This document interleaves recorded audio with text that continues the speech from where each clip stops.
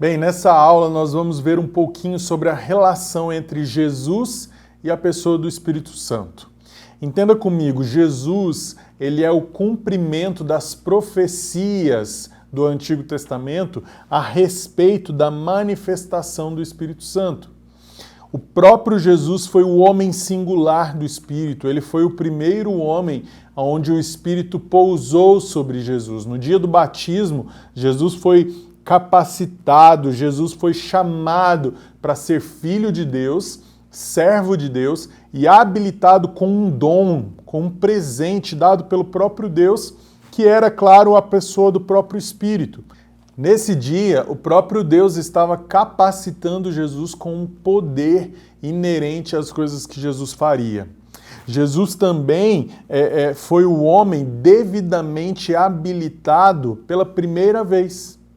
Pela primeira vez alguém tinha não apenas recebido uma porção do Espírito, mas a pessoa do Espírito como um todo pousou na cabeça de Jesus.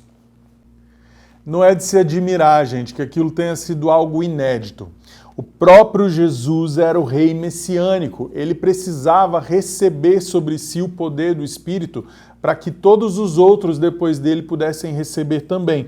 Ou seja, todas as vertentes das profecias do Antigo Testamento estavam se cumprindo na pessoa de Jesus. Na sua pessoa ele personificou o profeta, o rei, o sacerdote, o juiz, o sábio. Na pessoa de Jesus ele assumiu todos esses papéis quando ele recebeu o Espírito Santo sobre si e, consequentemente, recebeu o poder, a capacidade, a habilidade que o Espírito Santo trazia para ele.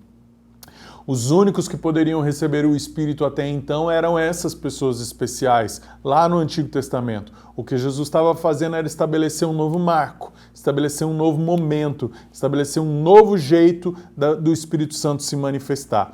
E entenda uma outra coisa também, Jesus também foi o único dispenseiro do Espírito Santo. O que é isso? Ele foi o único, na verdade o primeiro até então, que teve a capacidade de distribuir o Espírito Santo para outras pessoas, de permitir que o Espírito Santo alcançasse outros corações. Marcos capítulo 1, versículo 8 mostra isso pra gente. O Espírito que havia agora enchido Jesus seria dado aos seus discípulos para capacitar os discípulos de Jesus na realização da missão que eles tinham recebido ao decidir seguir Jesus, ao decidir acompanhar Jesus no seu ministério.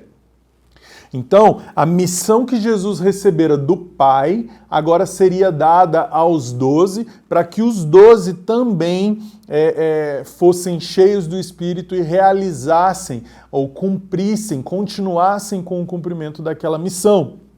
Né? Sem o Espírito Santo, nenhum dos feitos que foram feitos pelos discípulos e pela pessoa de Jesus poderia ter sido realizado.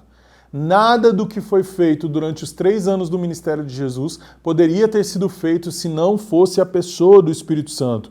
João capítulo 20, Atos capítulo 2 enfatizam isso pra gente. Se o Espírito não está em nós, nós não podemos evangelizar. Se ele está em nós, nós precisamos permitir que ele se manifeste. Nós precisamos permitir que ele saia de dentro de nós, não no sentido literalmente de nos abandonar, mas de que ele exploda de dentro de nós e invada corações de outras pessoas. Então, o primeiro que viveu essa experiência, tanto de receber o Espírito como de dispensar o Espírito, foi o próprio Jesus. Tá aí mais um ponto para a gente ser discipulado pela pessoa de Jesus, permitir que o nosso espírito seja amadurecido nesse processo, para a gente entender cada vez mais o discipulado dele para nós. Te vejo no próximo tópico.